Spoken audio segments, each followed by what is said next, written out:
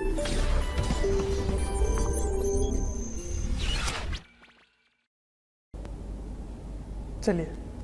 तो विमाओं का उपयोग सीखते हैं। विमाओं का उपयोग क्या है? सबसे पहला उपयोग है कि checking the correctness of equation, मतलब किसी भी समीकरण की सत्यता आप इससे पता कर सकते हैं। ठीक है, तो किसी भौतिक समीकरण की विमीय सत्यता की जांच करने के लिए हम क्या यूज़ करते हैं? डायमेंशनल एनालिसिस, यानी कि विमीय प्रक्रिया इस्तेमाल करते हैं। अब उसको सीखने के लिए आपको एक प्रिंसिपल की ज़रूरत पड़ेगी, एक नियम का, एक सिद्धांत का ज़रूरत पड़ेगा, और वो सिद्धांत है principle of homogeneity. Principle of homogeneity क्या कहता है? वो कहता है कि किसी समीकरण में दोनों तरफ प्रत्येक राशि की जो विमा है, प्रत्येक पद की जो विमाएँ हैं, वो हमेशा समान होगी। ठीक है, अगर समीकरण है इधर और इधर इक्वल टू के दोनों साइड में जो भी चीज़ें हैं डायमेंशन समान होंगे। ठीक, इससे एक और बात भी आप समझ सकते हैं प्रिंसिपल ऑफ होमोजेनिटी का। मैं एक उदाहरण से समझाता हूँ कि मान लीजिए आप एक सब्जी मंडी पे गए, दुकान पे गए थैला लेके। ठीक है, अब उस दुकान में जाने पर आपको विभिन्न विभिन्न प्रकार की चीज़ें दिखाई देती हैं। जैसे आपने 4 केले लिए, 2 सेब लिए, और सब्जी में 3 आलू लिए। तो मैं बोलूँगा कि आपने टोटल कितने सब्जियां ली या टोटल कितना सामान लिया? तो आप 4 केले को 2 सेब से जोड़कर 6 केले तो बोल नहीं सकते, या 6 केला आम तो नहीं बोल सकते। मतलब अगर आप 2 और केले ले लें तो 4 केले में 2 केले को जोड़ सकते हैं। कहने का मतलब है कि अगर आप 10 सेंटीमीटर में 4 रुपए जोड़ें तो क्या आप जोड़ सकते हैं? नहीं जोड़ सकते।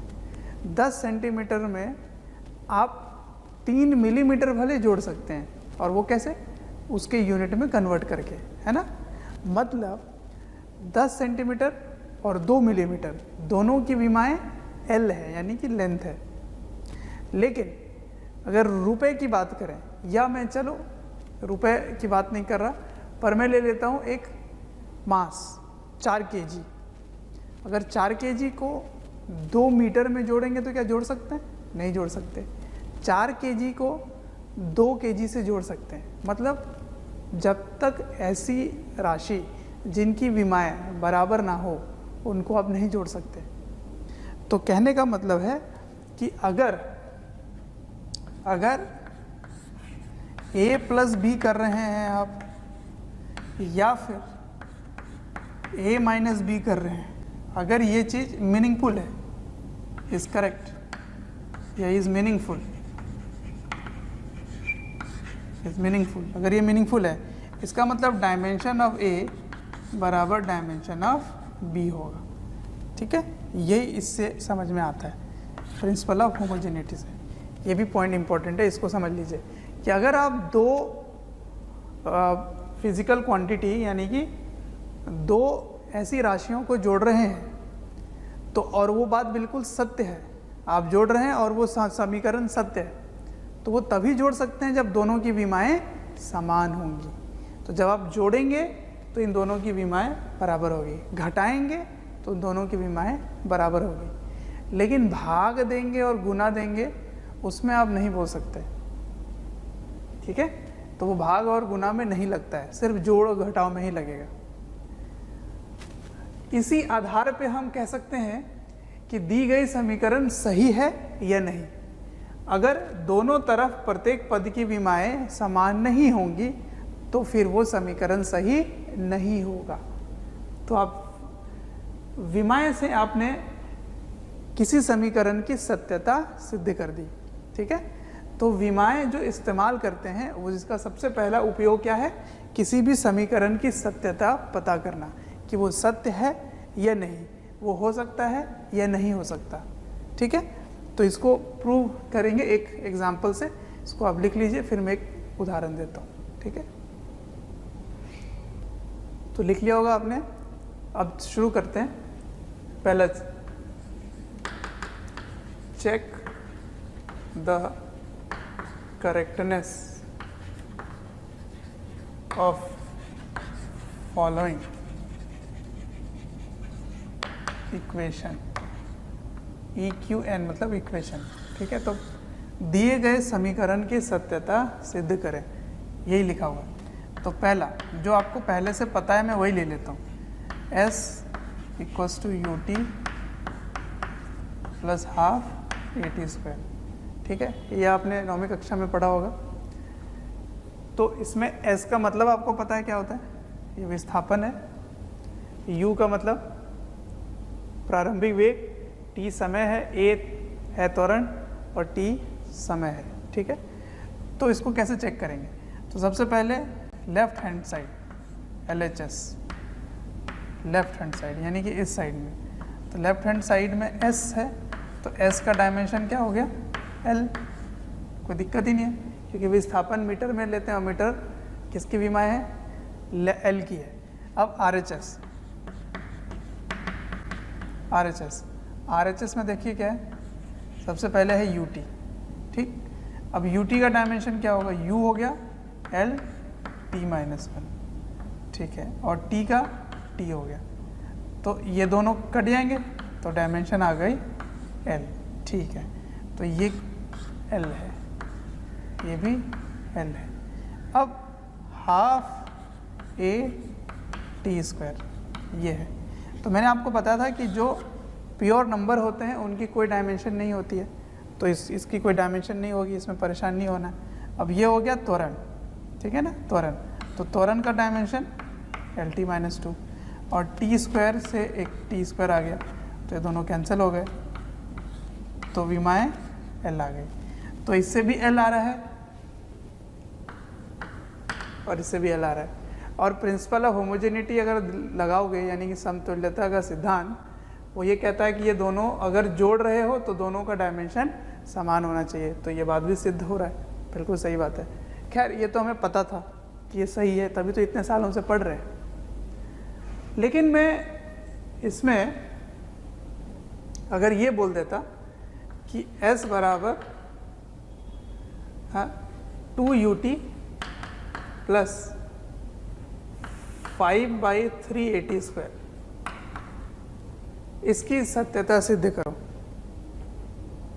तो अब इसके जगह क्या हो जाता, 2 है ना, 2 हो जाता, तो 2 का तो कोई डायमेंशन होता ही नहीं है, तो तब भी L आता, और यहाँ क्या हो जाता 5/3, क्या हो जाता 5/3, तो इसकी डायमेंशन तो होती ही नहीं है, इसकी डायमेंशन नहीं होती है, तो यहाँ भी कोई परेशानी नहीं होती। तो क्या ये डायमेंशनली करेक्ट है, हाँ।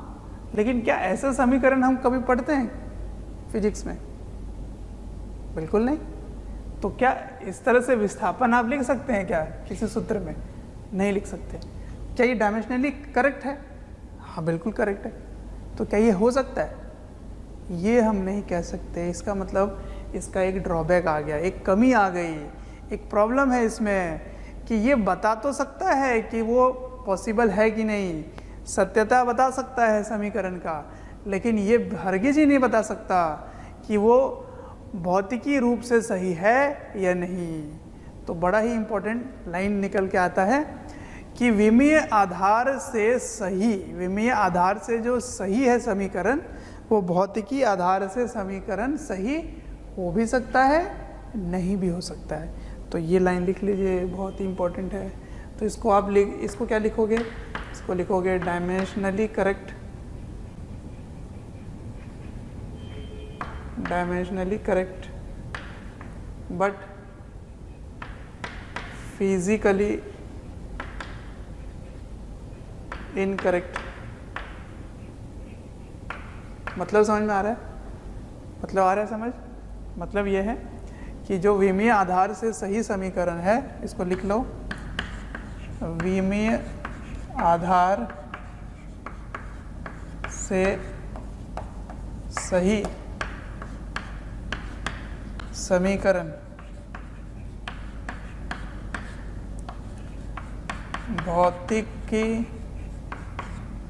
भौतिकी रूप से सही हो भी सकता है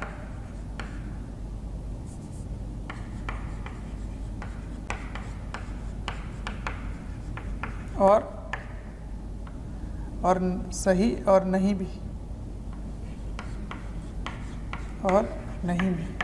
इसका मतलब आप इस बात को श्योर शॉर्ट नहीं बोल सकते, एकदम डंके की चोट में नहीं बोल सकते कि जो विमीय रूप से सही है वो भौतिकी रूप से भी सही होगा। ठीक, तो इसकी एक ड्रॉबैक, एक कमी बाहर निकल के आ गई।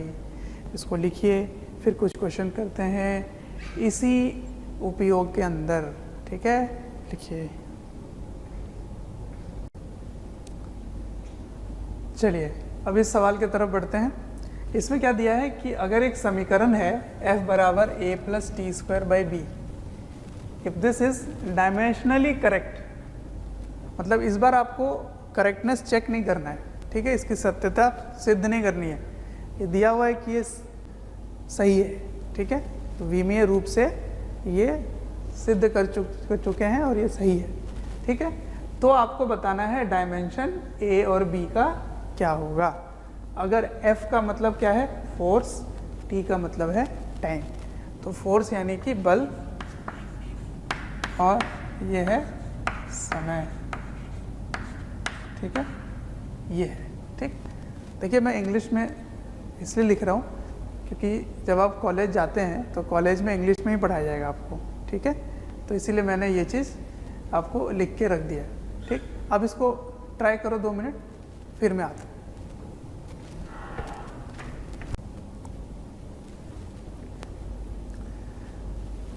तो ट्राई कर लिया आपने, चलिए देखते हैं क्या होता है इसमें। आइए, तो मैं कह रहा था कि इंग्लिश में चीज़ें सीखने की ज़रूरत है क्योंकि कॉलेज में आपको इंग्लिश में ही पढ़ाया जाएगा, तो वहाँ दिक्कत ना हो, सो इसके लिए मैं आपको इंग्लिश में भी कुछ कुछ बातें बता दे रहा हूँ। ठीक है, हिंदी में भी बता रहा हूँ, इंग्लिश में भी, तो आप बिल्कुल भी कंफ्यूज मत होना। देखिए क्या क्या दिया हुआ है, f बराबर a plus T square by B, और आपको a और b की विमाएँ ज्ञात करनी है। कभी भी इस तरह के सवाल आए तो उसमें सबसे पहले जोड़ और घटाव वाले समीकरण को देखें। हाँ, तो यहाँ इन दोनों को यहाँ पे जोड़ा गया है, देखिए ध्यान से, तो a और प्लस टी स्क्वायर है, ठीक है ना, a प्लस टी स्क्वायर है, और ये कह रहे हैं कि ये डायमेंशनली करेक्ट है, तो इसका मतलब प्रिंसिपल ऑफ होमोजेनिटी भी लग रहा होगा। और वो क्या कहता है कि आप तभी जोड़ सकते हैं जब दोनों की विमाएँ समान होंगी। तो इसका मतलब क्या हुआ, इसका मतलब ये हुआ कि a की जो विमा है वो t वाली होगी, टी स्क्वायर वाली होगी, तो t के पावर में 2 हो गया, ये निकल आया। अब b की बारी, ठीक है, b की बारी। अब देखिए लेफ्ट हैंड साइड में क्या है, लेफ्ट हैंड साइड में f है, क्या है, f। अब f की विमाएँ क्या होती हैं, f की विमाएँ आपको याद रखनी पड़ेगी, मैं बार बार कह रहा हूँ, ml t-2, यही होता है, ठीक है ना, f का होता है ml t-2। ठीक है, अब देखो लेफ्ट हैंड साइड में ये, तो राइट हैंड साइड में भी ऐसा ही होना चाहिए, है ना, राइट हैंड साइड में भी इसी तरह होना चाहिए। तो देखिए ये f है, इसको मैं a बटा b कर देता हूँ, या टी स्क्वायर बाई बी, कोई भी एक कर लो, दोनों को मैंने अलग कर दिया, plus T square by B, ये है। तो देखो कि आप अगर ये डायमेंशनली करेक्ट है तो लेफ्ट हैंड साइड वाला राइट हैंड साइड के डायमेंशन के बराबर होगा। समझ में आ रही है बात? तो इसका मतलब इसकी डायमेंशन और इसकी डायमेंशन समान है, सेम डायमेंशन की होगी। समझ में आ रहा है? और इसकी भी वही होगी, इनफैक्ट तीनों की डायमेंशन बराबर होगी क्योंकि आप जोड़ रहे हैं, है ना। तो देखिए a का डायमेंशन टी स्क्वायर था क्या, तो आप क्या बोल सकते हैं कि टी स्क्वायर बटा b किसके बराबर है, f के, है ना। और f क्या है, ml t-2 है। तो b निकालना है तो ये इधर चला जाएगा और ये इधर, तो टी स्क्वायर को भाग दे दो एम एल टी माइनस 2 से, यही बी की विमा हो जाएगी। तो चलिए इसको ठीक से लिख लेते हैं, इसको ठीक से लिखते हैं। तो इधर ठीक से लिखने पे क्या आएगा, बी की dimension m minus 1 l minus 1 t की घात 4, ये आएगा। ठीक है, आया समझ में, m minus 1 l minus 1 t की घात प्लस 4। ठीक, बिल्कुल आसान सा इसमें गणित है, कोई खास परेशानी होना नहीं है। तो ऐसे निकालते हैं, कभी भी इस तरह का समीकरण दे दें और वो पूछें कि बताइए इसका क्या होगा डायमेंशन, और वो फिजिकली करेक्ट है, डायमेंशनली करेक्ट है, ठीक है, तो उसमें आपको प्रिंसिपल ऑफ होमोजेनिटी लगाना है और लेफ्ट हैंड साइड वाला राइट हैंड साइड के बराबर करना है। तो इसको लिखिए, फिर अगले सवाल की तरफ बढ़ते हैं। ठीक है, जल्दी से।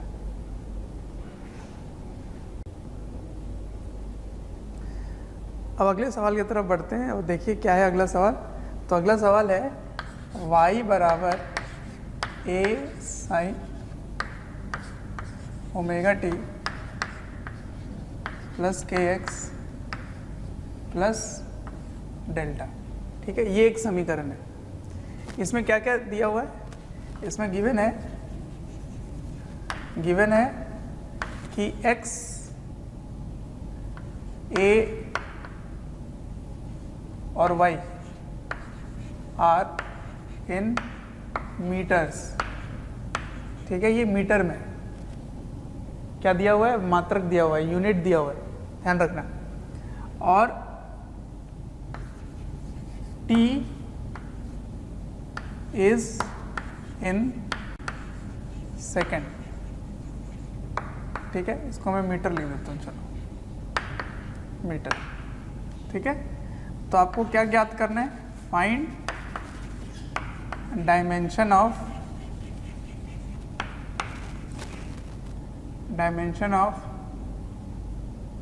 नहीं, ए हटा देता हूँ मैं यहाँ से, X and Y are in metre, find dimension of a, इसको ओमेगा बोलेंगे। ठीक है, ये डिटेल में पढ़ेंगे आप सर्कुलर मोशन में। ठीक है, तो इसको डब्लू की तरह लिखो, पढ़ेंगे ओमेगा। ठीक है, के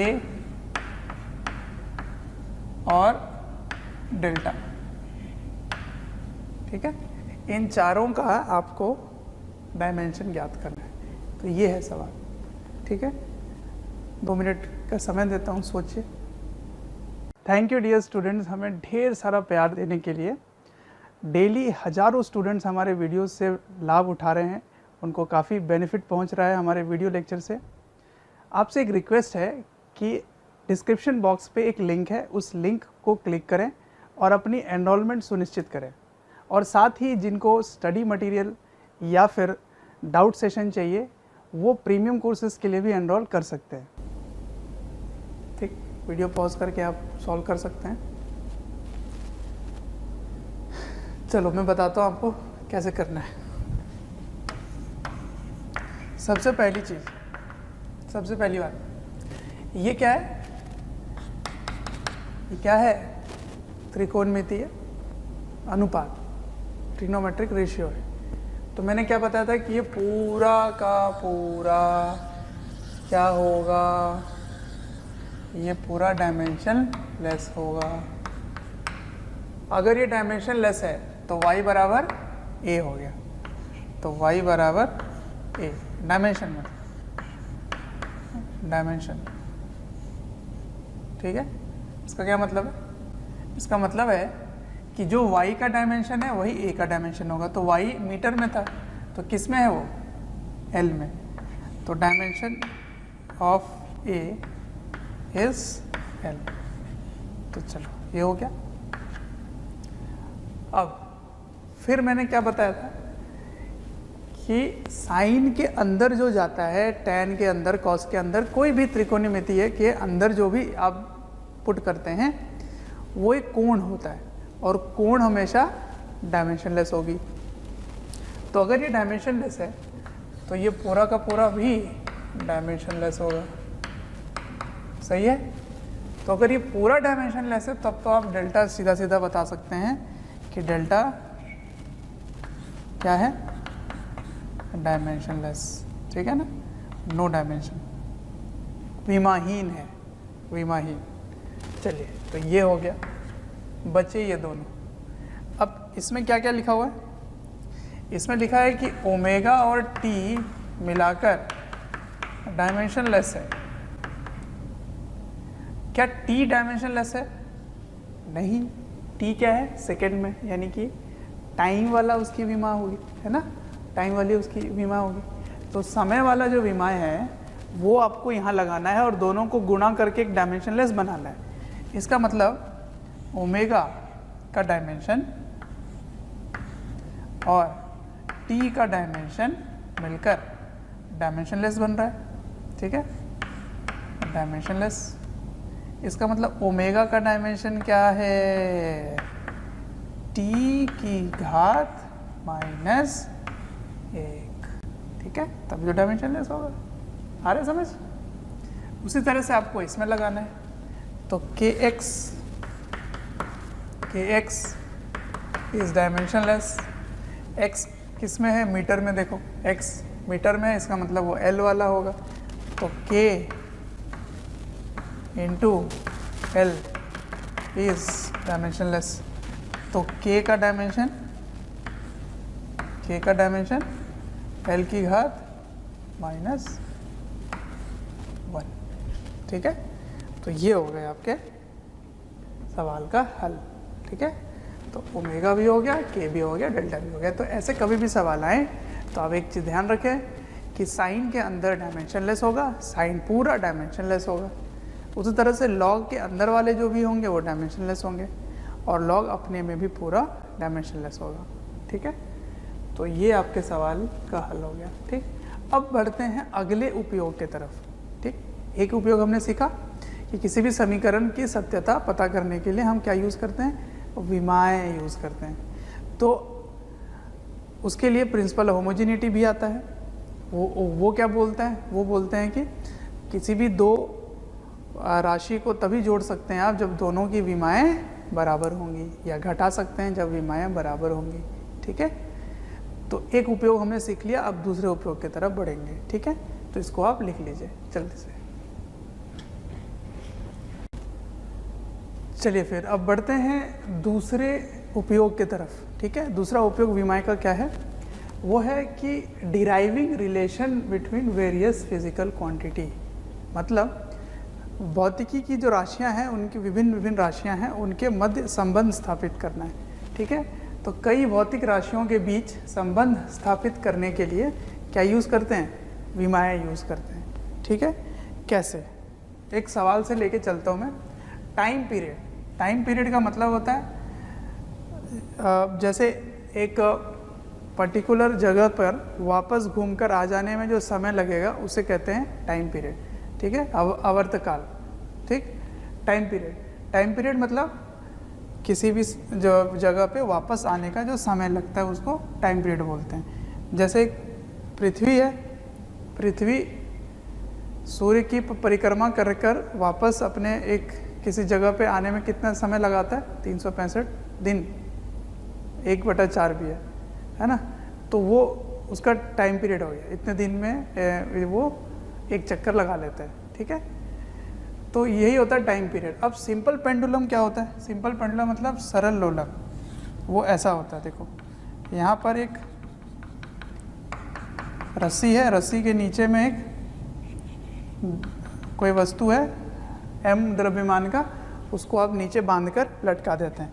अब इसको थोड़ा सा इधर डिस्प्लेस करते हैं, मतलब थोड़ा सा इसको यहाँ पे पुश करते हैं और उसके बाद छोड़ देते हैं। तो ये क्या करेगा, ये इधर जाएगा, फिर यहाँ आएगा, फिर इधर जाएगा, फिर ऐसे लौटेगा, ठीक है, यहाँ आ जाएगा ऐसे, ठीक है, ऐसे। तो ये ऐसे ऐसे डोलता रहेगा, है ना, डोलता रहेगा। तो ऐसे डोल कर वापस यहाँ आने में जो समय लगाता है उसे कहते हैं टाइम पीरियड। तो हमने ये देखा कि इसका जो टाइम पीरियड है वो सिर्फ इसकी लंबाई और गुरुत्वाकर्षण बल के द्वारा जो त्वरण उत्पन्न हो रहा है, यानी कि g, acceleration due to gravity, gravity जो है, गुरुत्व त्वरण जो है, उसी दोनों पे निर्भर करता है। तो आप बताएं कि उसका सूत्र क्या होगा। ठीक है, time period of simple pendulum is found to depend on length of the pendulum and acceleration due to gravity. तो डिराइव रिलेशन बिटवीन देम, मतलब एक संबंध स्थापित करें जो टाइम पीरियड, लेंथ और जी पर निर्भर करता हो। तो देखिए कैसे करेंगे। इस टाइप के सवाल में जो जो लिखा रहता है आपको वैसा है वैसा करते जाना है। तो लिखा हुआ है कि यहाँ से सॉल्व करता हूँ मैं कि टाइम पीरियड डिपेंड कर रहा है, तो मैं ऐसे प्रोपोर्शनल का साइन लगा देता हूँ। किस पर? एल पर। किस प्रकार निर्भर कर रहा है पता नहीं, तो एल की घात एक्स रख दो। फिर जी पर किस प्रकार पता नहीं, तो जी की घात वाई कर दो। अब इसको अगर इक्वल करोगे तो एक नियंतांक से गुना करना पड़ेगा, एक कांस्टेंट से, तो यहाँ पर k से गुना कर दो। तो k एल की घात x, g की घात y, t। ठीक, तो मैं वापस से इस चीज़ को यहाँ लिख देता हूँ। t की डायमेंशन, चलो मैं पहले सूत्र ही लिख देता हूँ। t बराबर k एल की घात x, जी की घात y। अब देखते जाओ कैसे करना है, क्योंकि ये डायमेंशनली करेक्ट होगा और आपको रिलेशन स्टैब्लिश करना है, तो लेफ्ट हैंड साइड वाला राइट हैंड साइड वाले के बराबर होगा। तो क्या आप कह सकते हैं कि इसकी डायमेंशन है t। ठीक है, अब क्योंकि ये नियंतांक है तो इसकी कोई डायमेंशन नहीं होगी, है ना। अब l का l हो गया और इसकी घात x हो गई। ठीक है, इसको ऐसे रख दो। जी क्या है तो वो त्वरण ही, और त्वरण का डायमेंशन क्या होता है? एल टी माइनस 2, और पूरे में घात क्या है? y। तो इसको क्या लिखोगे? एल एक्स, और ये इसके साथ गुणा हो जाएगा, समझ में आ रहा है? ये y इसके साथ गुणा हो जाएगा, तो l की घात y और t की घात माइनस 2y। अब ये दोनों बराबर हैं तो इसके पावर को जोड़ दो। ठीक है, और t माइनस 2y, ये हो गया t। अब दोनों साइड देख लीजिए, दोनों अगर बराबर है तो क्या यहाँ l है? नहीं है, तो इसकी घात क्या हो जाएगी? है 0, और ये दोनों बराबर हो जाएंगे। तो आप क्या लिख सकते हैं यहाँ से? माइनस 2y का मान 1 है, क्योंकि यहाँ पर 1 है, तो y का मान क्या हो गया? Minus half. ठीक, उसके बाद इधर l है ही नहीं, तो x प्लस वाई का मान 0, y का मान माइनस हाफ, तो x माइनस हाफ बराबर 0, तो x का मान हाफ, y का मान माइनस हाफ। तो देखिए आपको सूत्र निकालना था, है ना, उनके बीच में संबंध। तो सूत्र निकालने के लिए t के l के पावर में क्या था? x, तो l के पावर में x का मान देख लो प्लस हाफ, और g की घात माइनस हाफ। ठीक है, तो ये क्या निकल के आ गया? k पावर में हाफ, इसका मतलब रूट हो गया, और इसके में डिनोमिनेटर में आ जाएगा ये ऐसे। ठीक है, अब ये जो k है, ये k का मान आता है 2 पाई। अब ये कैसे आता है? ये आपको डायमेंशन से पता नहीं चलेगा, इसके लिए अलग कुछ नियम है जो आप आगे जाके पढ़ेंगे। तो इससे क्या समझ में आया? इससे ये समझ में आया कि आप इस कांस्टेंट का मान ज्ञात नहीं कर पाएंगे डायमेंशन के नियम से, लेकिन संबंध जरूर स्थापित कर लेंगे। तो टाइम पीरियड क्या होता है? 2 पाई रूट अंडर एल बटा जी। ठीक है, तो ये होता है टाइम पीरियड। तो ऐसे निकालते हैं। एक क्वेश्चन और मैं आपको करवाता हूँ इसी टॉपिक पे, इसको आप लिख लीजिए, फिर आगे बढ़ते हैं। तो अगला सवाल आपके सामने है, देखिए क्या है इसमें कि अगर एक ऐसी वस्तु है, पहले मैं सवाल बता देता हूँ क्या है, इंग्लिश में लिख दिया मैंने। ऐसी वस्तु है जिसकी द्रव्यमान m है, अगर वो वृत्तीय पथ पर चले, यानी कि सर्कुलर मोशन में चले, जिसमें उसकी स्पीड में बदलाव ना हो, तो उसको बोलते हैं यूनिफॉर्म सर्कुलर मोशन। डिटेल में पढ़ेंगे आगे चैप्टर में। तो अगर सर्कल में घूम रहा है वो, वृत्तीय रेखीय पथ में वो घूम रहा है, जिसकी द्रव्यमान m है, जिस वृत्त में वो घूम रहा है उसकी त्रिज्या r है, और जिस स्पीड से वो घूम रहा है उसका स्पीड v है, ठीक है।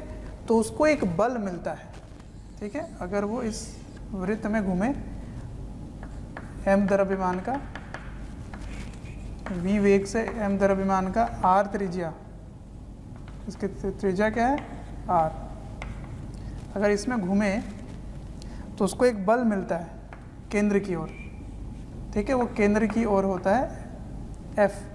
तो ये F जो है वो M, R और V इन तीनों पे निर्भर करता है। तो बताएं वो बल का मान क्या होगा, एक्सप्रेशन क्या होगा। तो if an object of mass M, मास मतलब द्रव्यमान, ठीक है, द्रव्यमान moves in a uniform circular motion. Uniform का मतलब है एक समान, ठीक है ना, एक समान, बिल्कुल परिवर्तित ना हो, एक समान होना चाहिए।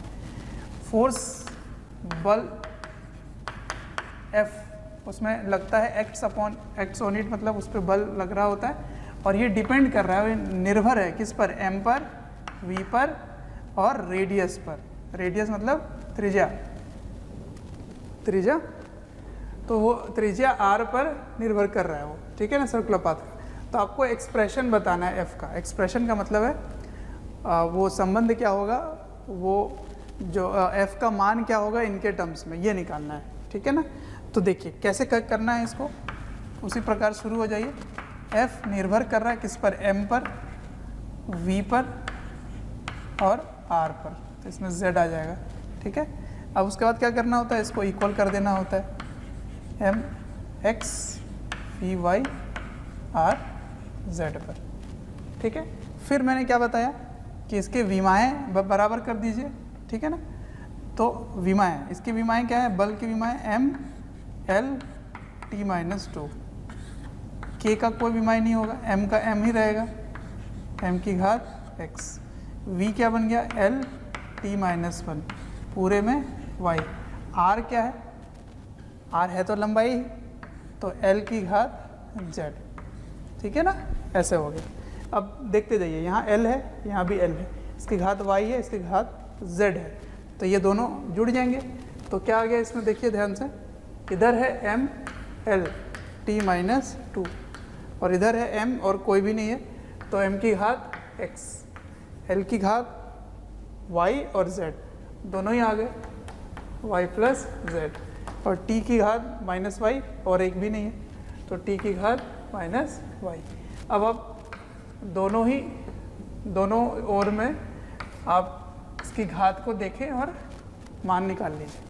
तो देखिए ये और ये बराबर है, तो -2 बराबर y, माइनस y है ना, तो -y बराबर -2, तो y का मान 2 आ गया, ठीक है।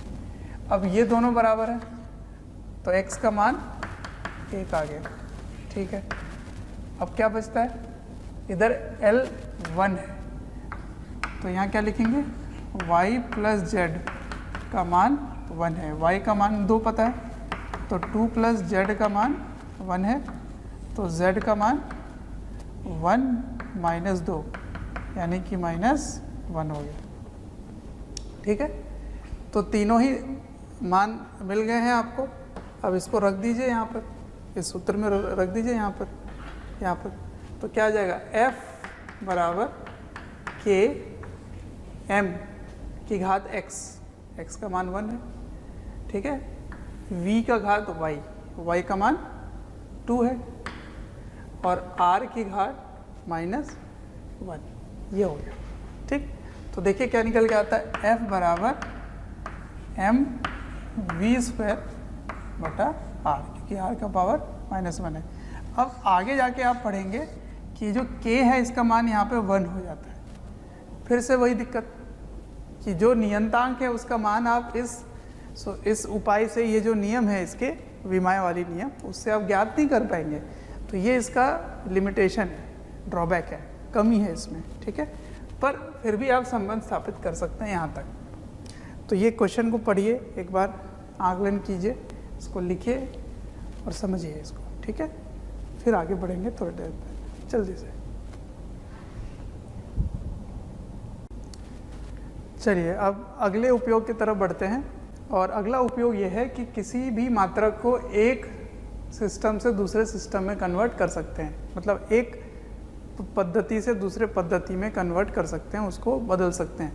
तो मात्रक का रूपांतरण, मात्रकों का रूपांतरण करने का, अब ये इस तर्क पे निर्भर करता है, ये सिद्धांत इस तर्क पे निर्भर करता है कि अंकीय मान और इससे संबंधित मात्रक का गुणनफल वो अचर रहेगा, वो नियंतांक रहेगा, ठीक है, वो नियत रहेगा।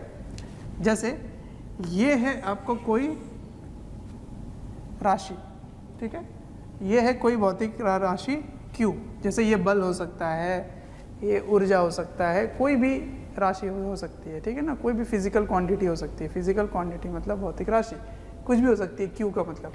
अब उसका कोई मान होगा, ठीक है, अंकीय मान होगा, ये न्यूमेरिकल वैल्यू, मैग्नीट्यूड बोलते हैं इसको, और उसकी एक मात्रक होगी, ठीक है, यूनिट, ये। तो अगर आप एक पद्धति से दूसरे पद्धति में जाएंगे, ये u बदलेंगे तो n भी बदल जाएगा, लेकिन उन दोनों का गुणनफल हमेशा नियत रहेगा। तो आप बोल सकते हैं कि n1 u1 बराबर n2 u2 रहेगा, ठीक है। अब किसी एक पद्धति में u1 से जो भी निकल के आ रहा था डायमेंशन, या u2 से जो डायमेंशन निकल के आ रहा था, या विमाएँ जो निकल के आ रही थी, विमाएँ में कोई परिवर्तन नहीं होगा। मतलब जो घात निकल के आ रहा था, घात, उसमें कोई परिवर्तन नहीं होगा, क्योंकि अगर ये बल है तो बल ही रहेगा, है ना। वो बल से द्रव्यमान और लंबाई और समय तीनों पे ही निर्भर करने वाला है। ये किसी ताप पे तो निर्भर नहीं करेगा, टेम्परेचर पे, है ना। तो इसका मतलब जो घात है उसमें परिवर्तन नहीं होगा। तो अगर आपको n2 पता है और n1 पूछा जाए, या n1 पता है n2 पूछा जाए, कोई भी एक पूछें वो, ठीक है, तो आप कैसे निकालेंगे, देखिए। तो n1 का मान क्या हो जाएगा, n2 u2 बाई u1, ठीक है। अब ये है यूनिट, ये क्या है, मात्रक। तो मात्रक से आप विमाएँ पहुंच सकते हैं। तो विमाएँ क्या होंगी इनकी, वो देख लीजिए। तो मैं यहाँ लिख देता हूँ कि n1 का मान निकालने के लिए आपको क्या करना होगा,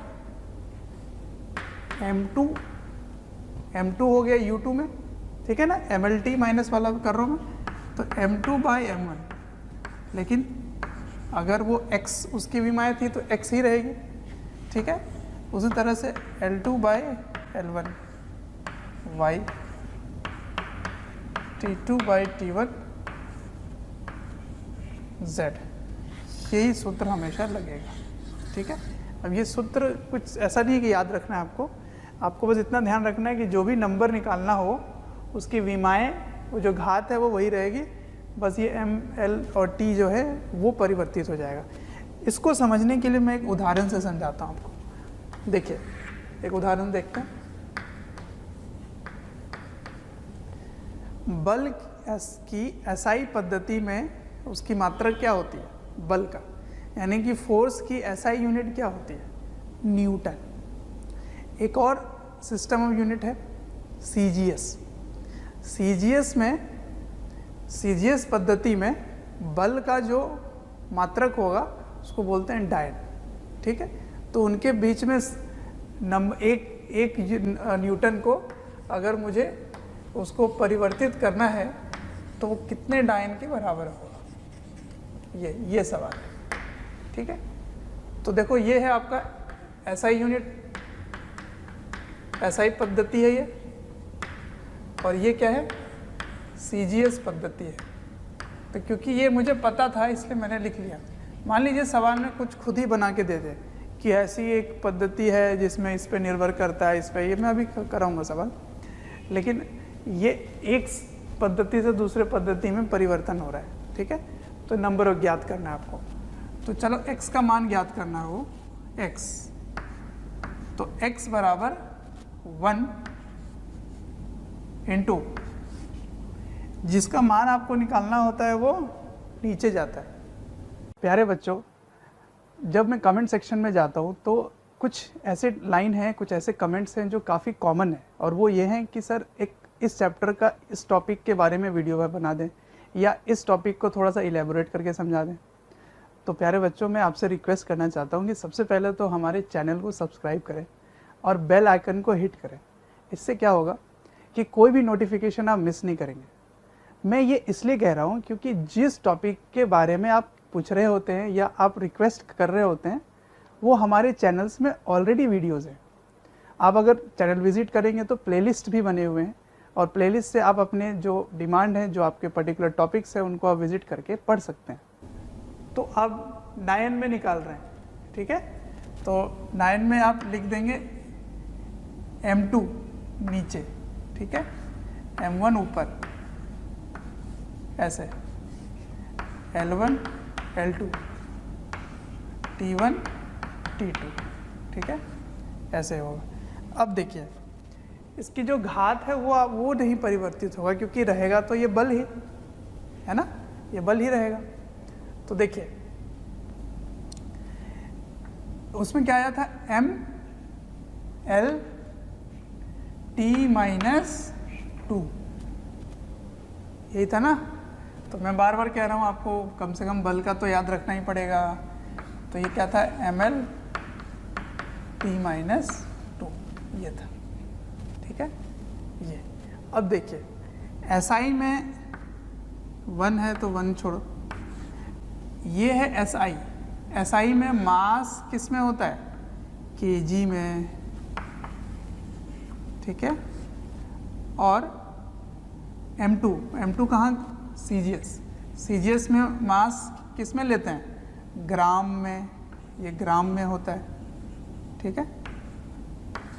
ये हो गया 1, इधर हो गया 1 मीटर, इधर हो गया 1 सेंटीमीटर, ठीक है। और इसमें कोई परिवर्तन नहीं होता, ये सेकंड है तो ये भी सेकंड होता है। क्या इन दोनों को आप काट सकते हैं, नहीं कटेगा, क्योंकि केजी और 1 ग्राम है। तो इसको परिवर्तन करें तो इसमें क्या लिख सकते हैं आप, इसमें लिख लीजिए कि 10 की घात 3 ग्राम हो जाएगा। तो इसको लिखेंगे 10 की घात + 3 ग्राम बटे 1 ग्राम। तो ग्राम ग्राम कैंसिल, ठीक। अब ये मीटर को 10 की घात 2 सेंटीमीटर बटे सेंटीमीटर, तो ये दोनों कट गए और इधर तो कट ही गए थे। तो देख लीजिए x का मान क्या आ रहा है, x का मान आ रहा है 10 की घात 5। तो इसका मतलब 1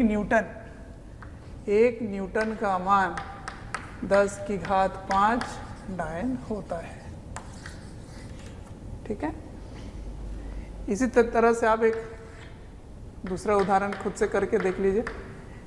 1 जूल जो है वो ऊर्जा की यूनिट है, ये SI सिस्टम में है, और CGS में ये होता है अर्ग, ये CGS, ठीक है। तो x का मान ज्ञात कीजिए क्या होगा। ये आपके लिए होमवर्क है, इसको आप घर में ट्राई कर लेना। मैं आप उत्तर लिख देता हूँ। उत्तर है x की 10 की घात 7 आएगा, ठीक है। क्या करना है, बस यही सब करना है, सिर्फ आपको इसका डायमेंशन याद रखना है। इसमें क्या होगा, ml² T - 2, ठीक। SI और CGS में कैसे परिवर्तन करते हैं ये आपको पता है। चलिए इसको लिख लीजिए, फिर आगे बढ़ते हैं। इसको लिखिए, इस पर क्वेश्चन और भी कराऊंगा मैं आपको, लिखिए। तो बच्चों अब अगले उपयोग की तरफ बढ़ते हैं। उपयोग वही है, सवाल मैं दूसरा ले रहा हूँ। इसमें सवाल में देखो क्या है, ये ऐसा सवाल है कि जैसे मैंने आपको बताया कि मात्रक की कई पद्धतियाँ होती हैं, जिसमें एक एसआई पद्धति है, सीजीएस सिस्टम ऑफ यूनिट है, एमकेएस है, एफपीएस है, ये सारे हैं। अब मान लो खुद से एक ऐसी पद्धति हमने बना ली, ठीक है, खुद से बना ली, तो खुद से बनाने पर जो हमें पहले से पता है उसको उस नए पद्धति में आप कैसे बदल सकते हैं, ऐसे सवाल भी आते हैं। जैसे इस सवाल को देखो, इसमें लिखा हुआ है कि एक नया सिस्टम ऑफ यूनिट लिए, ठीक है, a new system of unit is chosen, chosen मतलब उसको लेना है ना, इन विच यूनिट ऑफ मास मतलब द्रव्यमान की जो मात्रक है वो 1 kg का है, 1 kg में मेजर किया जाता है। यूनिट ऑफ लेंथ लेकिन 2 मीटर लिया जाता है, ठीक है, और टाइम को 10 सेकंड लिया जाता है। तो आपको 1 न्यूटन को उस नए सिस्टम में परिवर्तित करना है, ये सवाल है, ठीक है। एक नई पद्धति ली गई है, ठीक है, नई पद्धति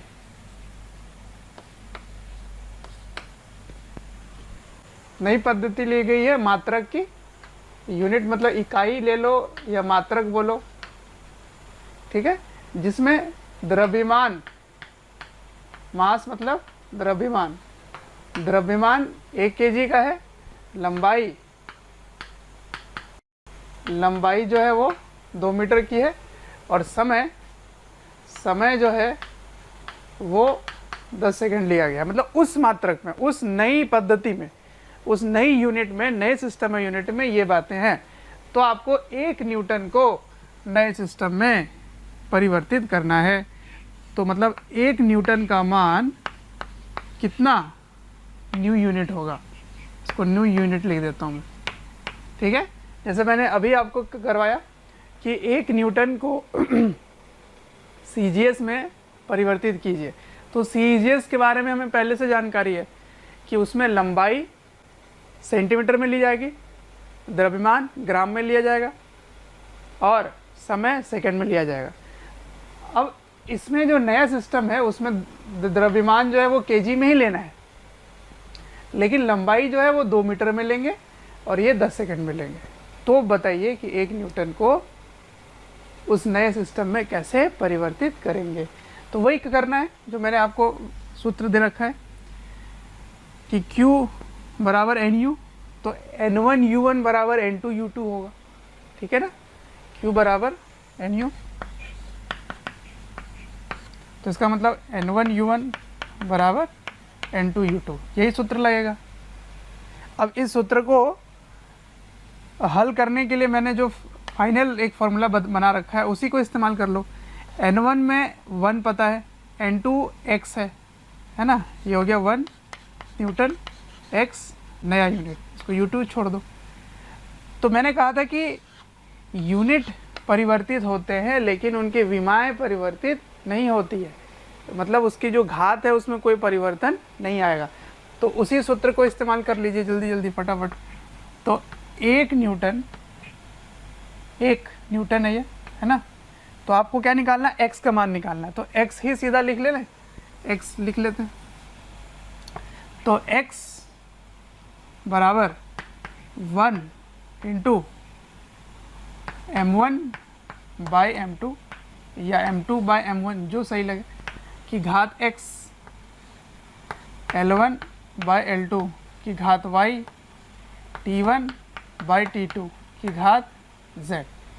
लेकिन x, y और z इसका मान तो हमें पता है, कैसे, बल का क्या होता है, बल की जो विमाएँ हैं वो क्या होती है, ml t माइनस 2। देख रहे हो ये कई बार इस्तेमाल हो रहा है, इसलिए आपको इसको याद कर लेना है बढ़िया से, ठीक है।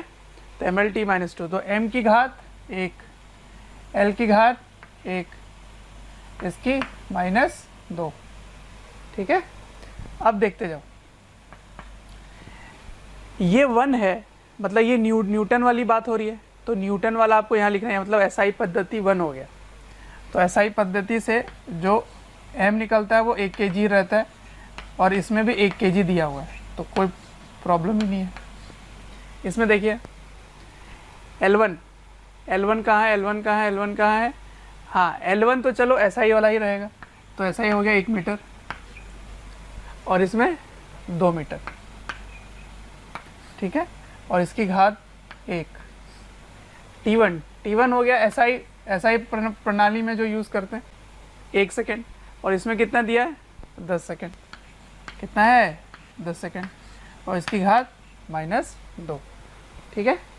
देखते जाइए, kg मीटर सेकेंड सारे हो गए कैंसिल, तो ये 1 ही हो गया, और ये कितना हो गया 1/2, तो 1/2, और इसमें 10 की घात -2, इसका मतलब 10 की घात +2 ऊपर आ गया, तो क्या ये 100 हो गया, है ना। तो इसका उत्तर क्या है 50। इसका मतलब 1 न्यूटन को क्या लिख सकते हैं 50 नया यूनिट, उस नए यूनिट में ऐसे लिख सकते हो, ठीक है। तो कभी भी इस प्रकार के सवाल आएँ जिसमें खुद से बना दिया जाए कि एक ऐसी प्रणाली है जिसमें द्रव्यमान इतने से मापा जाता है, लंबाई इतने से मापा जाता है, समय इतने से मापा जाता है, तो आप बताएं एक पर्टिकुलर किसी का भी यूनिट ले लेंगे, जैसे जूल ले सकते हैं, तो जूल के बारे में हमें पता है, क्या पता है जूल के बारे में? जूल के बारे में हमें उसकी विमाएँ पता है। विमाएँ जो है मतलब इसकी जो घात है वो आपको पहले से पता होता है, सिर्फ इनकी जो अनुपात है उसके बारे में जानकारी सवालों में दिया रहेगा, ठीक है। तो ये भी एक प्रकार का इस्तेमाल करने का इसका उपयोग हो गया विमाएँ का, ठीक। अब आगे बढ़ते हैं, एक और उपयोग है, उस उपयोग को देखेंगे, फिर इसमें इसकी सीमाएं देखेंगे, लिमिटेशन देखेंगे, क्या क्या दिक्कतें हैं विमाओं में, ठीक है। इसको लिख लीजिए। चलिए अब इसके आखिरी उपयोग की तरफ बढ़ते हैं। अब इसमें देखते हैं कि क्या विमाएँ यूज़ कर सकते हैं। विमाओं का यूज़ इस तरह से है, इसका उपयोग ऐसा है कि आप मूल राशि को व्युत्पन्न राशि के टर्म्स में लिख सकते हैं, उनको उसके भाषा में परिवर्तित कर सकते हैं। मतलब कहने का ये है कि अगर मूल राशि आपको पता है तो मूल राशि को फंडामेंटल को डिराइव्ड के टर्म्स में आप लिख सकते हैं, ठीक है। इस सवाल से समझते हैं, इस बात को देखिए। अगर फोर्स, वेलोसिटी और टाइम, यानी कि बल है ना, ये बल, वेग और समय, बल, वेग और समय, क्या ये मूल राशि है? नहीं, ये मूल नहीं है, ये व्युत्पन्न राशि है, यानी कि डिराइव्ड क्वांटिटी है ना। तो अगर इनको ही फंडामेंटल बना दिया जाए, मतलब इनको ही मूल राशि बना दिया जाए, इनको ही अगर मूल राशि मान लें, if force, velocity and time are taken as fundamental quantity, मतलब इन्हीं तीनों को मूल राशि अगर मान लें, तो बताएं ऊर्जा की डायमेंशन क्या होगी, उसकी विमाएँ क्या होगी, ऊर्जा की विमाएँ क्या होंगी, ठीक है। विमाएँ ज्ञात करें ऊर्जा का। तो मतलब इस सवाल में आपको निकालना क्या है, आपको निकालना है कि एनर्जी की जो विमाएँ हैं वो F की घात x, v की घात y और t की घात z होनी चाहिए। ये यानी कि आपको x, y, z का मान ज्ञात करना है, ठीक है ना, ये आपको निकालना है। अब इसको कैसे करें, देखिए ऊर्जा की विमाएँ आपको पता है क्या? इसीलिए आपको मैंने बोला था कि इसको याद करके रखना पड़ेगा आपको। देखिए ऊर्जा हो गया mL² T-2, ठीक है, और बल हो गया mL T-2, इस पूरे में x है। वेग हो गया LT-1 और इस पूरे में y है, और t ही है, समय है ये, है ना। अब देखते जाइए इसको कैसे दोनों साइड के जो घात हैं उसको आप इक्वेट कर देंगे, उसको समीकरण है तो दाएं वाला बाएं के बराबर हो जाएगा घात के टर्म्स में, ठीक है। तो पहले m सारे को एक साथ कर लो तो एक ही m है, तो इसको कैसे लिखोगे, इसको मैं यहाँ लिख देता हूँ, mL² t माइनस 2 ये होना चाहिए किसके बराबर, m की घात x, और m है ही नहीं, l की घात एक x यहाँ से आएगा, एक y यहाँ से आएगा, तो l की घात x प्लस वाई। अब t की बारी, यहाँ से -2, यहाँ से -y, यहाँ से +z, तो -2x -y प्लस z ये होना चाहिए। ठीक है, अब इसको बराबर कर दो दोनों साइड, तो x का मान क्या आ गया, 1 हो गया ये। अच्छा, x प्लस वाई का मान क्या होगा, 2, तो अगर x का मान 1 है तो y का मान वो भी 1 हो गया। ठीक, अब -2x -y प्लस z का मान क्या होना चाहिए, -2। आ रहा है समझ, x का मान यहाँ से रख दीजिए तो -2, y का मान ऊपर से रख दीजिए 1, प्लस z बराबर -2, तो ये दोनों कट गए यहाँ से, तो z का मान भी 1 हो गया। इसका मतलब अगर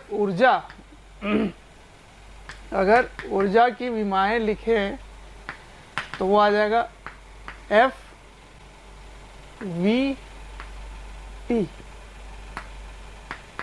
ये हो जाएगा। आया समझ में, क्योंकि सभी का घात 1 है तो FVT हो गया। ठीक है, एक और सवाल करते हैं, थोड़ा सा लेंदी है, लेकिन उसके पहले मैं आपको थोड़ी जानकारी और दे देता हूँ अलग अलग विमाएँ के बारे में। ठीक है, इसको लिख लीजिए। तो कुछ महत्वपूर्ण विमाएँ हैं जिनकी ज़रूरत पड़ेगी, तो उनको आप देख लीजिए।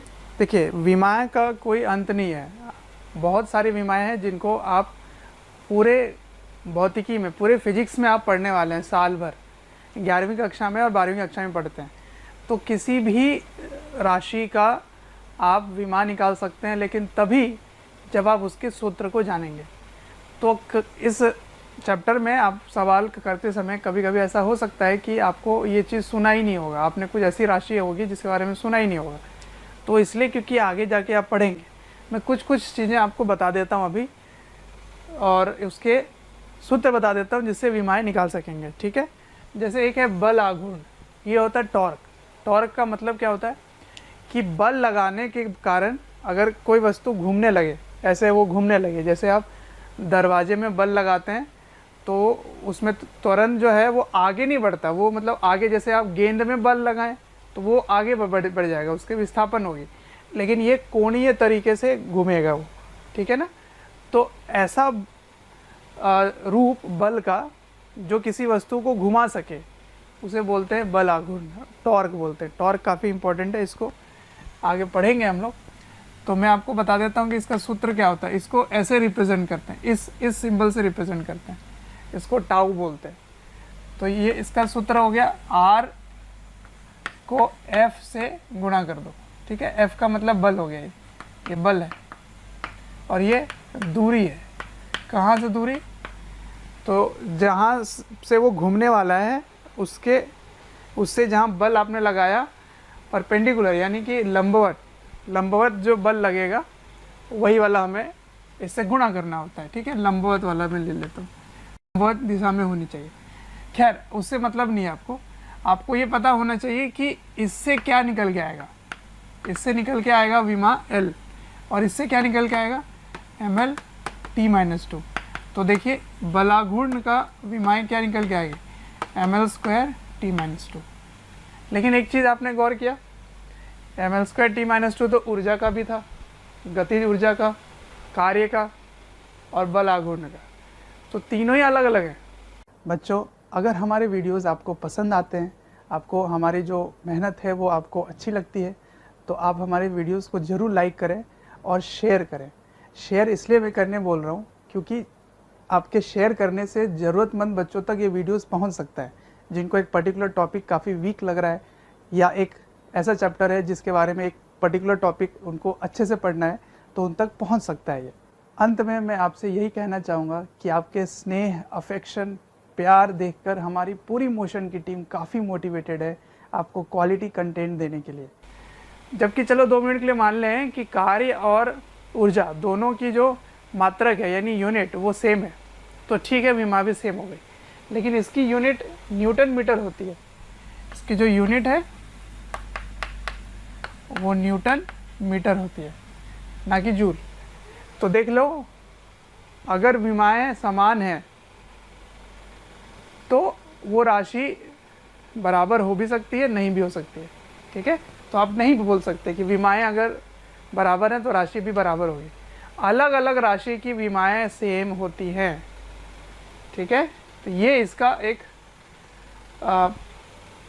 लिमिटेशन है। ठीक है, ये इसकी सीमाएँ हैं। तो ये 100% चीज़ें सही नहीं देता है, इसकी कुछ ना कुछ कमियां हैं, खामियां हैं। ठीक, चलिए अब आगे बढ़ते हैं। एंगुलर वेलोसिटी, कोणीय वेग। कोणीय वेग को रिप्रेजेंट करेंगे एक W जैसा आपको दिखेगा, इसको बोलेंगे ओमेगा।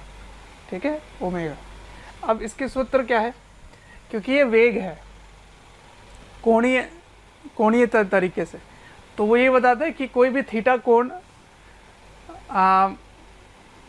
कोण बढ़ने में कितना समय लगा, उसी का अनुपात होता है ये। तो इसको आप कैसे लिखते हैं, थीटा बराबर थीटा बटा टी। ठीक, तो इसकी यूनिट क्या होगी ज़रा देखिए। थीटा किस में होता है, ऐसा यूनिट रेडियन होता है और ये सेकंड होता है, तो इससे आ गया रेडियन पर सेकंड। ठीक है, अब इसकी डायमेंशन कैसे लिखेंगे आप। अरे थीटा का तो कोई डायमेंशन ही नहीं होता है ना, तो केवल इसी का रह गया, तो t-1 केवल यही रहेगा। या इसको ऐसे भी लिखा जाता है m0 l0 t-1, ऐसे भी लिख सकते हैं। तो इसमें l की विमाएँ क्या है, 0। अब आते हैं फ्रीक्वेंसी, आवृत्ति। फ्रीक्वेंसी का सूत्र क्या होता है भाई, f बराबर 1/t। तो इस फ्रीक्वेंसी का भी क्या हो गया, विमा। डायमेंशन अगर लिया जाए तो t-1। अब देखिए यहाँ भी t-1, यहाँ भी t-1, लेकिन इसकी यूनिट की अगर बात करें तो वो होता है हर्ट्ज, है ना, Hz, ये होता है हर्ट्ज। देख रहे हो, ये दोनों अलग अलग राशि है पर दोनों का विमाएँ बराबर है। अब पृष्ठ तनाव भी मिल सकता है आपको, ये आप पढ़ेंगे आगे जाकर, पर अगर सवालों में मिल जाए तो मैं इसका सूत्र बता देता हूँ। पृष्ठ तनाव होता है बल बटा लंबाई। अब ये क्या चीज़ है कि ये किसी भी द्रव की जो सतह होती है उसमें बल जो लगता है वही कहलाता है पृष्ठ तनाव। ठीक है, इसमें एक शब्द में बता दिया आपको बस, जबकि इसकी बहुत गहराई है, आगे पढ़ेंगे हम लोग 11वीं के आने वाले चैप्टर में।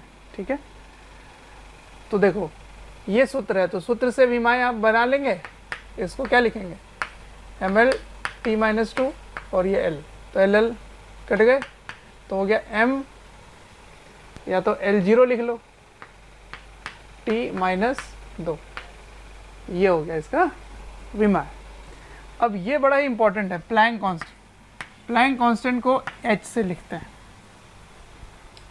अब ये क्या है, ये कहता है कि किसी भी फोटोन आप नहीं सुने होंगे, या शायद आप केमिस्ट्री के एटॉमिक स्ट्रक्चर में पढ़े हों।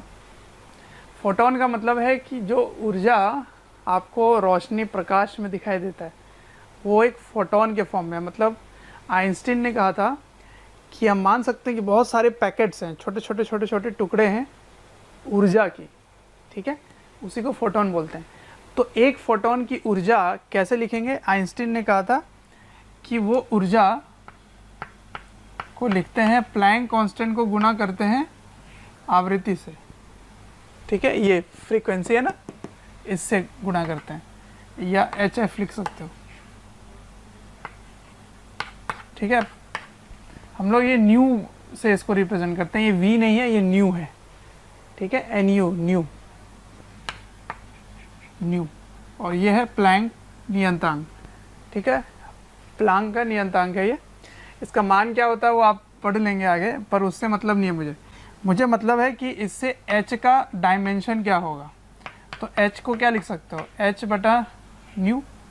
ठीक है, अब E बटा न्यू, सॉरी। तो E का क्या होता है डायमेंशन, देखो यहाँ से ऊर्जा का, ऊर्जा कहाँ गया, ऊर्जा यही होता है ऐसा ही, तो M L square T minus two, और इसका क्या होता है टी माइनस वन। अभी मैंने दिखाया आपको, देखो यहाँ पे, तो इसको हल कीजिए, M L square T minus one, ये हो गया प्लैंक कांस्टेंट का विमा। मैं यहाँ लिख देता हूँ, कितना होगा, M L square T minus one, ये हो गया प्लैंक कांस्टेंट। तो ये कुछ ऐसे नियतांक हैं जिनको आपको याद रखना पड़ेगा, ठीक है। जैसे गुरुत्वाकर्षण वाला जो बताया था मैंने आपको, कैपिटल जी का है ना, एच का, ये सारी चीज़ें आपको कुछ याद रखनी पड़ेंगी। क्यों? क्योंकि किसी सवालों में पूछा जा सकता है। अभी मैं एक सवाल लेता हूँ मैं आप, ठीक है। अच्छा, इसमें अगर मैं पूछ देता हूँ ऐसे ही, नंबर 6, स्पीड ऑफ लाइट, प्रकाश की गति, उसकी चाल, प्रकाश की चाल, चाल क्या होता है, सी का मान कितना होता है, 10⁸ मीटर पर सेकेंड, पर है तो वो मीटर पर सेकेंड ही, तो सी का क्या होगा विमाएं, एल टी माइनस वन, यही होगा, ठीक है। चलिए अब इसको लिख लीजिए और इसको याद भी करना है आपको, ठीक है। तो मैं बार बार कह रहा हूँ कि बहुत सारे ऐसी चीज़ें मिलेंगी जो आप नहीं सुने होंगे, हो सकता है आपको पता ही नहीं है ये, वो इसलिए क्योंकि आप पढ़े नहीं है। 11वीं 12वीं में पढ़ लेंगे फिर आप विमाएं निकाल सकेंगे, ठीक है। तो आपको किताब में उसके सूत्र दी रखी होगी, वहाँ से आप विमाएं निकाल सकते हैं अगर किसी सवाल में फंसते हैं तो, ठीक। इसको लिखिए, फिर एक सवाल की तरफ बढ़ते हैं। तो एक और सवाल की तरफ बढ़ते हैं। देखिए क्या लिखा हुआ है कि अगर यूनिवर्सल ग्रेविटेशनल कांस्टेंट यानी कि जी, सार्वत्रिक गुरुत्वाकर्षण नियतांक, जी, प्लैंक कांस्टेंट और स्पीड ऑफ लाइट, इन्हीं को अगर मूल राशि बना दें, अगर उनको ही मूल राशि बना दें, तो बताइए द्रव्यमान की विमा क्या होगी, ठीक है। ये सवाल है। तो मतलब फिर से वही जो मैंने आपको पीछे उपयोग बताया उसी का एक सवाल है, लेकिन उसके पहले मैंने बीच में बता दिया कि प्लैंक कांस्टेंट का कैसे निकालते हैं। ये मैंने आपको बता रखा है, ये होता है प्लैंक कांस्टेंट का, ये होता है ग्रेविटेशनल कांस्टेंट, पीछे मैंने निकलवा रखा है, और ये स्पीड ऑफ लाइट। तो इन तीनों की विमाएं आपको पता है, ठीक है। अब इन्हीं के टर्म्स में आपको बताना है कि द्रव्यमान का क्या दर होगा विमाएं। तो देखिए कैसे लिखेंगे इसको, क्योंकि मास का निकालना है आपको, तो आपको निकालना क्या है एक्चुअली में ये निकालना है कि मास इज इक्वल्स टू जी का जो घात है वो x है, h y और c z। तो आपको ये बताना है, ठीक है ना, ये इसी का आपको मान ज्ञात करना है। तो कैसे करते हैं, सबसे पहले इसकी विमाएं लिख दो, m हो गया। अब इसकी विमाएं यहाँ से लिख देंगे, तो m minus 1 L 3 T minus 2 पूरे में x, उसके बाद ये लिख देंगे M L square T minus one Y, ठीक है। और तीसरा एल टी माइनस वन पूरे में z। देखिए समझ आया क्या लिख रहा हूँ, m का यहाँ लिख दिया, बाकी सबका यहाँ लिख दिया, x y z आ गया, ठीक है। अब देखते जाइए, सभी का जो m है उसको एक साथ लिख लो, तो m minus X plus Y और कुछ भी नहीं है, l 3x plus 2y plus z। आ रहा है समझ, 3x 2y प्लस z। अब t का मान देखिए, minus 2x minus Y minus z, ठीक है, ये हुआ। अब देखते जाओ, इधर बस m ही है, बाकी सारे तो ज़ीरो हैं। तो समीकरण देखते जाइए क्या क्या बन रहा है, बहुत ही इंपॉर्टेंट। पहले समीकरण यहाँ से लिखोगे, -x + y बराबर 1, ये हो गया पहला समीकरण। ठीक, अब यहाँ से लिखो 3x + 2y + z बराबर 0, क्योंकि इधर तो एल है ही नहीं, है ना। उसके बाद यहाँ से -2x - y - z बराबर 0, ये तीसरी समीकरण। तो आपके पास 3 अननोन वेरिएबल है, ठीक है ना, ऐसी चीज़ें हैं x y z 3 है, और आपके पास 3 समीकरण है। तो अब आराम से सॉल्व कर लेंगे और उत्तर निकाल देंगे आप, ठीक है। तो इसको आप सॉल्व कीजिए, अब कॉपी कीजिए और सॉल्व कीजिए 2 मिनट, फिर देखते हैं इसका उत्तर क्या आता है। ठीक, तो निकाल लिया होगा आपने। तो मैं आपको बता देता हूँ इसका उत्तर क्या आएगा। इसको सॉल्व करने के बाद x का मान आ जाएगा -½ y का मान आ जाएगा +½ और z का भी मान आ जाएगा +½ ठीक है। तो जब आप इसको इस सूत्र में रखेंगे तो द्रव्यमान की विमा क्या आएगी, g की घात -½ क्योंकि x -½ है, h की घात +½ c की घात +½ ये आने वाला है, ठीक है। ये है द्रव्यमान।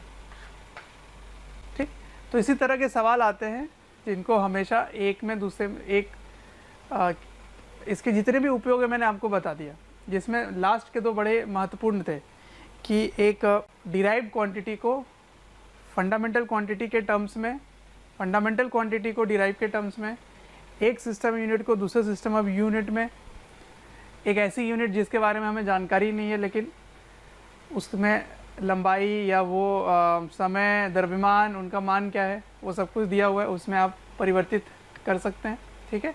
तो ये सारे उपयोग हैं। अब इसकी सीमाएं देखते हैं, इसकी लिमिटेशन देखते हैं कि क्या क्या इसकी कमियां हैं, ठीक है। तो कमियां में से मैंने आपको सब कुछ बता दिया है, बीच बीच में मैं बता रहा था, अब उसको मैं सब कुछ लिख के दिखा दूंगा आपको, ठीक है। तो ये है उत्तर, समझ में आ गया होगा आपको। फिर भी एक बार बात करते हैं कमियों के बारे में। देखिए, पहली चीज़ कि जो फिज़िकल कांस्टेंट है, यानी जो भौतिकी नियतांक है, जैसे मैंने s = ut + ½ at², हाफ के जगह अगर मैं 3/2 लिख रहा था तो वो भी सही बता रहा था वो। या टाइम पीरियड निकालना था पेंडुलम का, तो उसमें 2π हमें पता नहीं कि 2π होगा। बल मैंने निकाला तो k का मान 1 होगा, ये उससे आप बता ही नहीं सकते, ये आगे पढ़ोगे तो पता चलता है, ठीक है। तो जो नियतांक है उसका मान आप नहीं निकाल पाएंगे, एक बात। दूसरी चीज़, आप तभी ये चीज़ लगा पाएंगे जब 3 समीकरण ही इससे बन पाएगा। देखिए 3 ही हमेशा अननोन होता है, तो 3 समीकरण बनेगा, उसी से हल हो पाएगा। तीसरा, केवल गुणा वाले ही जो तीनों में मल्टीप्लाई हो रहे हैं उनके ही सूत्र आप निकाल सकते हैं। जैसे s = ut + ½ at², ये आप निकाल नहीं पाएंगे, सूत्र निकाल नहीं पाएंगे, सिर्फ गुना वाले ही आप निकाल पाते हैं उससे, ठीक है। और कमी क्या दिखा कि 2 अलग अलग फिजिकल क्वांटिटी के डायमेंशन सेम है ना। और क्या पता चला कि अगर यूनिट नहीं है तो डायमेंशन भी नहीं होगी, लेकिन अगर डायमेंशन नहीं है तो यूनिट भी नहीं होगी, ये आप नहीं बोल सकते। जैसे डायमेंशनलेस क्या था, कोण, है ना, विमाहीन कोण था, लेकिन उसकी एक यूनिट थी, क्या थी वो, रेडियन। तो ये सारी बातें आप महत्वपूर्ण बातें हैं, इनको आप लिख भी लेंगे। तो आगे मैं बताता हूँ इसकी सीमाएं क्या है, ठीक, लिखिए इसको फिर। तो अब विमा के खामियों की तरफ बढ़ते हैं, उनकी कमियों की तरफ बढ़ते हैं, इनकी लिमिटेशन क्या है, इनकी सीमाएं क्या है, ये पढ़ते हैं, ठीक है। तो लिमिटेशंस ऑफ डायमेंशन एनालिसिस, विमीय विश्लेषण की सीमाएं। सबसे पहले, इसके द्वारा विमा रहित नियतांकों का मान ज्ञात नहीं कर सकेंगे, ठीक है, नहीं कर सकते, क्योंकि आप देखिए जैसे t = 2π√L/g, तो इसमें 2 पाई आता है, ये आप नहीं ज्ञात कर पाएंगे। ठीक है, तो एक लिमिटेशन यहाँ आ गई। दूसरी, यह विधि काम नहीं करेगी यदि कोई राशि अन्य राशि के साथ ज्या कोज्या लघुगणक रूप से संबंधित हो। केवल घातीय संबंध होना चाहिए, केवल घातीय संबंध होना चाहिए। जैसे मैं आपको बता रहा था पहले भी कि ये आप संबंध स्थापित नहीं कर पाएंगे। जैसे s equals to U T plus half A T square, ये संबंध स्थापित नहीं कर पाएंगे। लेकिन अगर आपसे ये मैं बोलूँ कि समय जो होता है, जैसे f बराबर mv स्क्वायर बटा r आया था, है ना, तो ये देखो इसमें गुणा हो रहा है, इसमें कहीं जोड़ घटाव नहीं है, तो ये आप स्थापित कर सकते हैं। ठीक है, लेकिन जोड़ घटाव वाले ये सब आप नहीं स्थापित कर पाएंगे, ये इसकी खामियां हो गई। अच्छा, तीसरे की तरफ बढ़ते हैं। क्योंकि केवल एम एल टी इन पर ही निर्भर करने वाले जो राशियां होती हैं उनको हम समीकरण में बनाते हैं, तो केवल 3 समीकरण बन सकता है यहाँ से। ठीक है, तो 3 अननोन है तो 3 समीकरण आप बना सकते हैं। अगर इससे ज़्यादा किसी पे निर्भर कर रहा हो तो फिर वो काम नहीं करेगा। तो विमीय विश्लेषण तभी काम करेगा जब कोई राशि केवल 3 राशियों पर निर्भर कर रही हो। ठीक है, तभी ये काम करेगा। चौथा, अगर मान लीजिए जैसे ये था एम्पियर, ठीक है, या ताप की बात हो जाए केल्विन, तो फिर ये केल्विन और ये सारी जो 4 राशि हैं तो 4 समीकरण फिर चाहिए होगा आपको। तो ये बात तो सही है, ठीक है। लेकिन अगर MLT की बात हो रही है तो 3 समीकरण पे निर्भर करने वाला ही काम करेगा। ठीक है, तो ये थी लिमिटेशन और विमाएँ के बारे में बात है। तो इस चैप्टर में हमने मात्रक एवं विमाएँ सीखी। मात्रक आपको पता होता है, यूनिट्स आपने पढ़ रखा होता है, लेकिन डायमेंशन बिल्कुल न्यू था।